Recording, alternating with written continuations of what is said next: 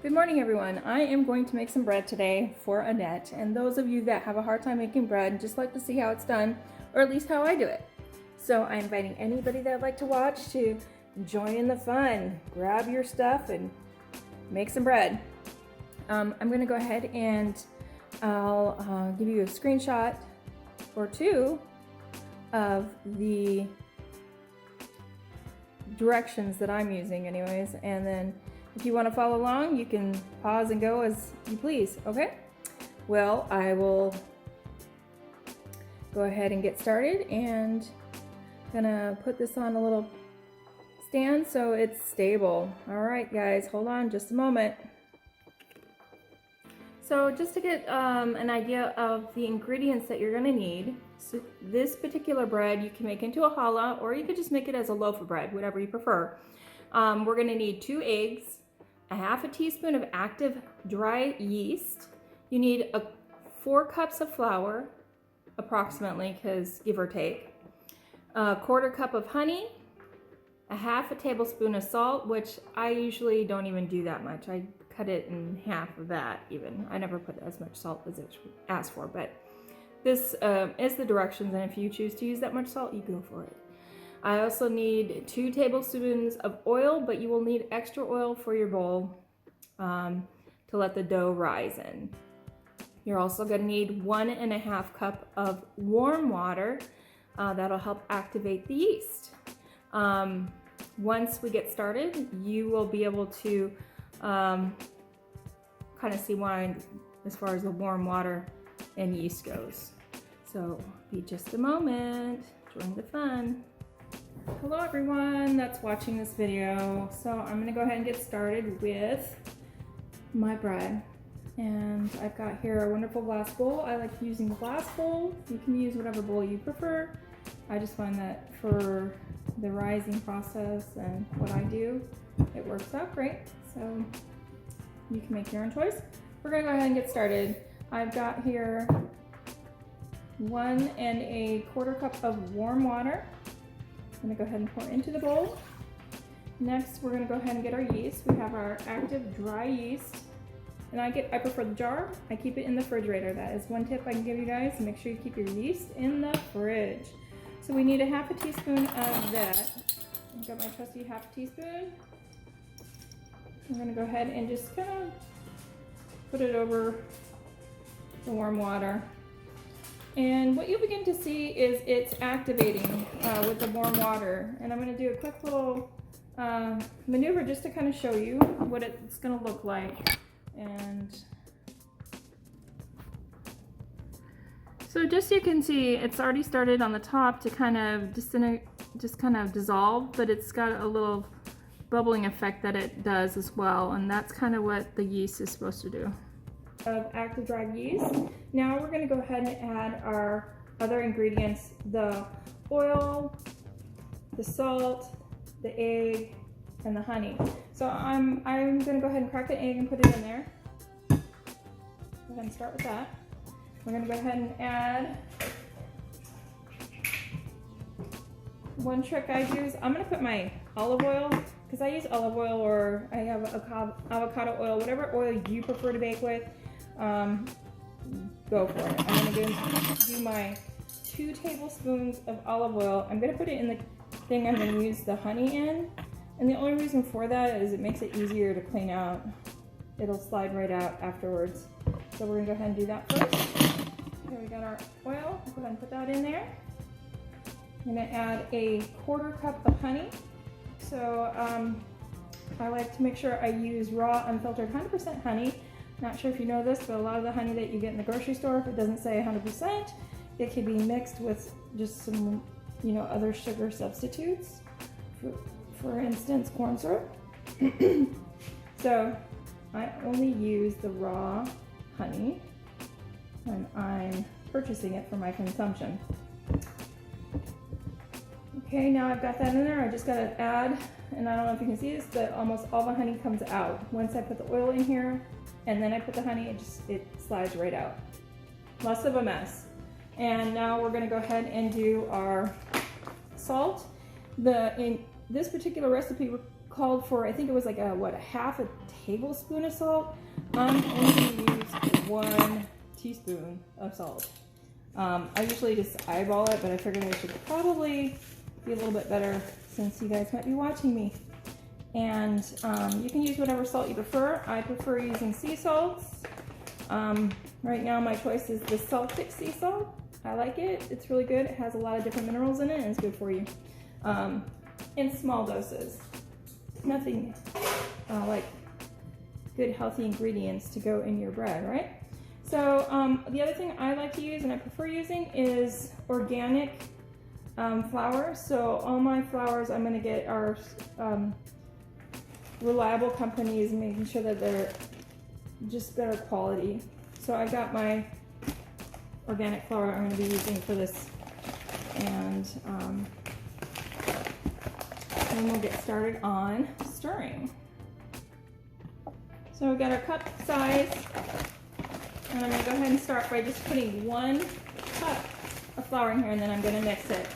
And you just want to kind of make sure it's pretty level. It doesn't have to be exact, but you want it to be basically a cup. And I'm going to go ahead and get my second cup ready as well.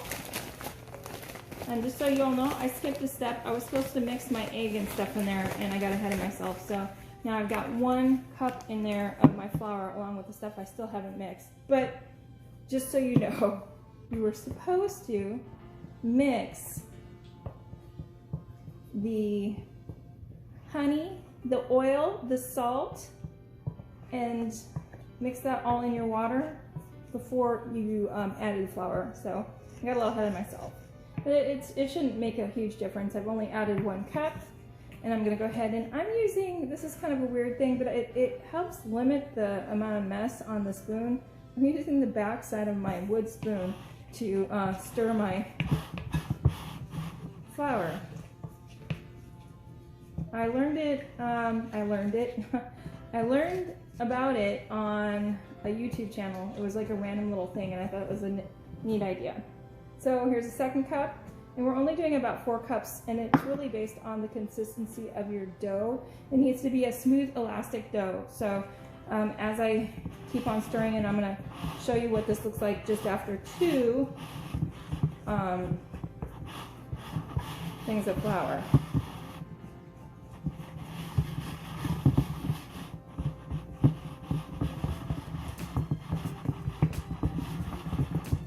So just so you can see it, it's starting to get a little bit more lumpy, smooth. It's too wet for you to stick your hands in there unless you really like to make a mess. But that's what it's looking like right now. So we're going to go ahead and get another cup of flour. We'll go ahead and add that in and stir that in before we stir our final 4th cup in and get our hands dirty. Normally when I'm doing this, as I go along, I usually am cleaning up and putting stuff away. So I'll have put my yeast and my honey away, things I don't need, but I make sure I leave out the stuff I do need, like the oil. You're gonna need more oil, like I said, afterwards, and but usually everything else in the flour, of course, I'll keep out as well. So now it's starting to look more like a little bit of a dough.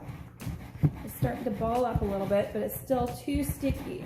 It's going to be too sticky for my hands to be getting in there just yet. You can see this is the 3rd cup of flour. It kind of looks like that, but it needs to be a smooth, elastic ball. So we still have a little bit more work to do. So I have another cup of flour I need to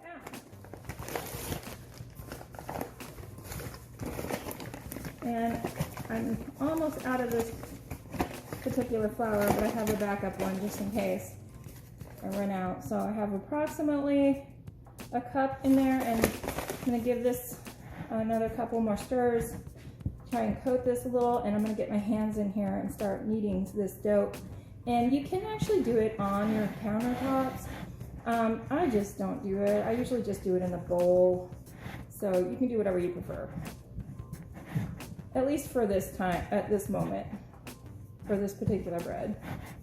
Getting a little bit more lumpy doughy, and it's not as moist. And so now I'm going to go ahead and put a little flour on my hands so I don't get them completely coated with the sticky dough. And we're gonna get playing in here.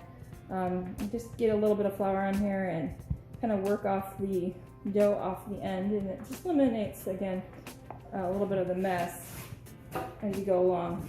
And so now I'm gonna just probably take a little bit more, not a lot, just a little bit as I go along as needed, and I'm gonna work my dough. And I need, again, we're working it to make it into a ball. So I think what I'm gonna go ahead and do is pause you for a moment, and just a moment, you'll be back. So I wanted to kind of show you a little bit as I go along. I'm going to be doing it with one hand. It's going to be a little difficult because I'm doing this by myself, but you can at least see. So right now, this is kind of what it's looking like, but I need to knead it. So you can do it a couple different ways, but like with one hand, I'm just basically trying to maneuver it around.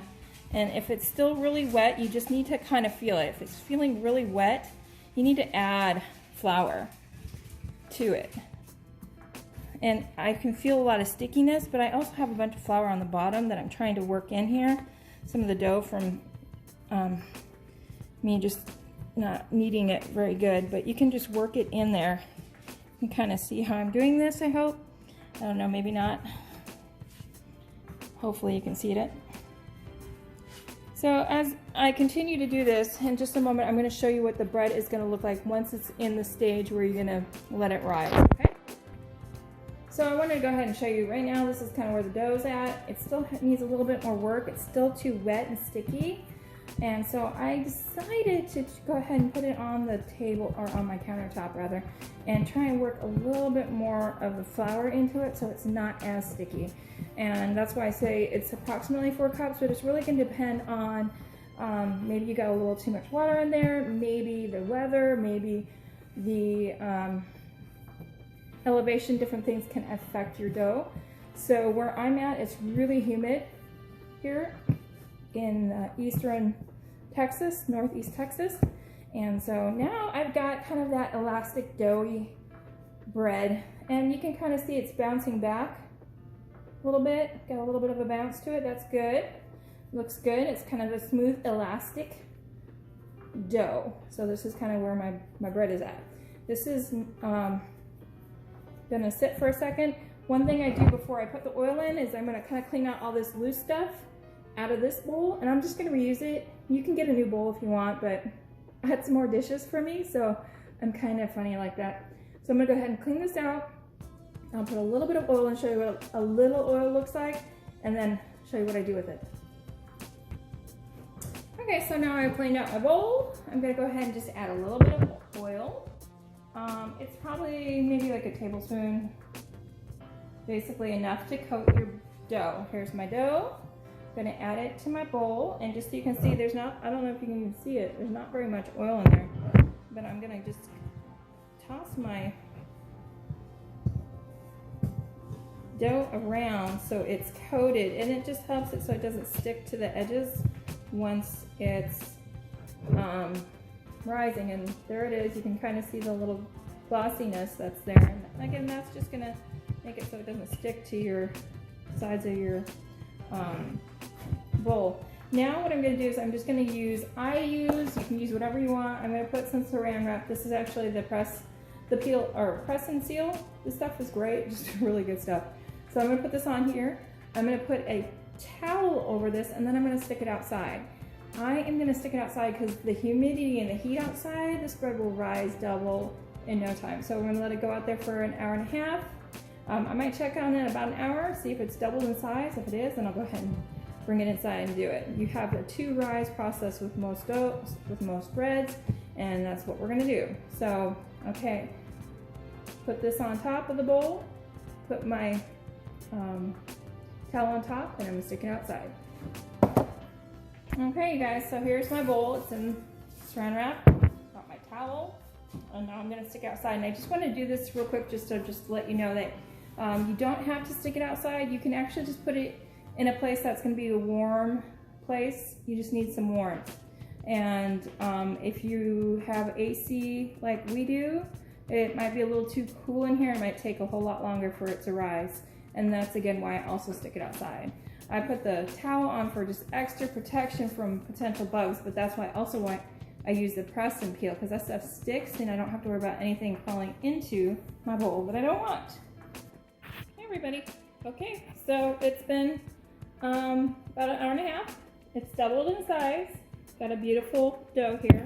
Got a little bit of flour, so I'm gonna go ahead and I wash my hands because I've been outside, and make sure my hands are good. We're gonna just I'm gonna put a little bit around the edges too, just to get this out, because it is a little moist, the humidity and such. I'm gonna take it out and put it on a lightly floured surface.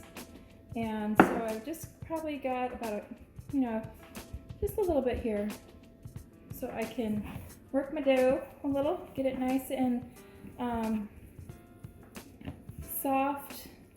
And I'll show you in just a moment what it's going to look like. So I'm just kind of folding lightly some of the flour that I put on the surface of my countertop, and I'm going to add just a little bit more. It has to stay that elastic, beautiful, kind of a soft dough. You don't want it real lumpy. See, if you can see this is pretty soft. It's a pretty soft dough, and it's very elastic. So elastic meaning that I can stick my finger in it. It has a bounce to it. It doesn't just stay in or flatten out. So it's a really pretty piece of dough. My next step in this is going to be to separate it. So I'm going to actually cut it into thirds. So I might just go ahead and kind of make a little bit of a log, and then I'll cut it so that way I have 3 pieces that are about equal. And this size loaf, I'm thinking I'm going to go ahead and leave it as one big loaf, and then I can slice it and use it for bread for the week as well, or make some French toast. So I'm going to go ahead and do that in 1 moment. Okay, so here we go. I'm going to go ahead and cut about, and it's just eyeballing. It doesn't have to be perfect. You just want it to be approximately. And my wonderful dogs are going to start barking because Mark is home. So I've got 3 pieces. They're about equal in size. So I'm going to just roll them out into a long, and I actually just kind of work it so that it's long ropes, and then I'll braid it. I'll just braid them together and make a beautiful loaf. And then we're going to put it on a parchment paper that's on a pan so it can do its second rise. I'll reuse the press and seal stuff to put over on top of my bread, and then I'll also put the towel back over it as well for that second rise. But this time I'll just keep it inside and not put it outside, just because it's not as secured for bugs to not get in there. So I have my 3 little ropes here. Well, they're not little, but you can see them, and now I'm going to braid them.